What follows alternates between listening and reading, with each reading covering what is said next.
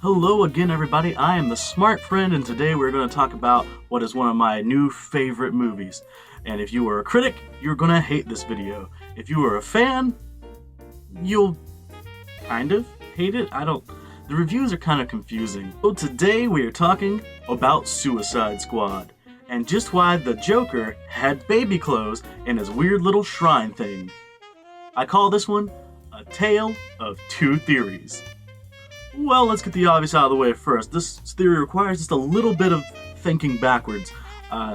We only see Joker from Harley's perspective in this film, which is why we see Joker in a bit of a more sympathetic and loving light, because we are seeing him through the eyes of the abused. And of course, the abused never sees the abuser as bad as they are. In fact, we've seen Harley Quinn before say, "Oh, my pudding's not so bad, he really does love me." So we know that this view of the Joker is a little bit warped. Think about this for a minute. The Joker is trying to get Harley Quinn out of Belle Reef prison. But why? Because when we see them in the date night scene in Harley's backstory in the film, he runs the car into the river to get the Batman off the car, despite Harley Quinn's protest that she can't swim. I personally think that the Joker was trying to get Harley Quinn and make sure that his mission to abort this child was successful, hence why he dumped her in the river in the first place, because the Joker is an abusive jerk. But didn't I say two theories? Well, the next one has to do with everybody's favorite little demon guy who just kind of dies in the film, El Diablo. You see, El Diablo has a bit of a tragic backstory in that he murdered his wife and kids with his own powers. Now, let's see, what led to this was El Diablo's wife finding his stash of drugs, money, and weapons. How long was that stash in this house before El Diablo's wife found it? It seems to me that somebody would have had to tip her off, and you know who I think did? The Joker. We've seen in the past in the comic books where Joker likes to keep things from his victims.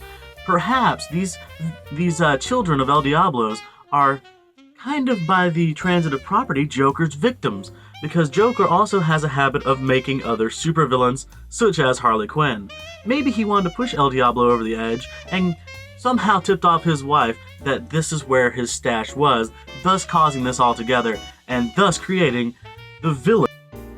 Now, of course, this kind of backfired in that El Diablo swore not to use his powers, but he ends up using them in the film, which kind of seems like something Joker would have known all along.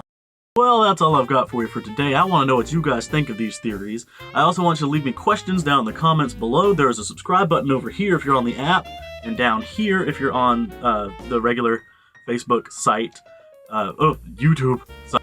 Also, real quick, you guys have asked me a couple of Undertale related questions, and I know nothing about Undertale. However, my friend Captain Sweetberry, link in the description, is doing an Undertale playthrough right now. He's a very entertaining guy, and I really hope you guys click on that and follow him, because I need to learn Undertale, and I don't have the time to play it, so I'm gonna play it through the transitive property through him.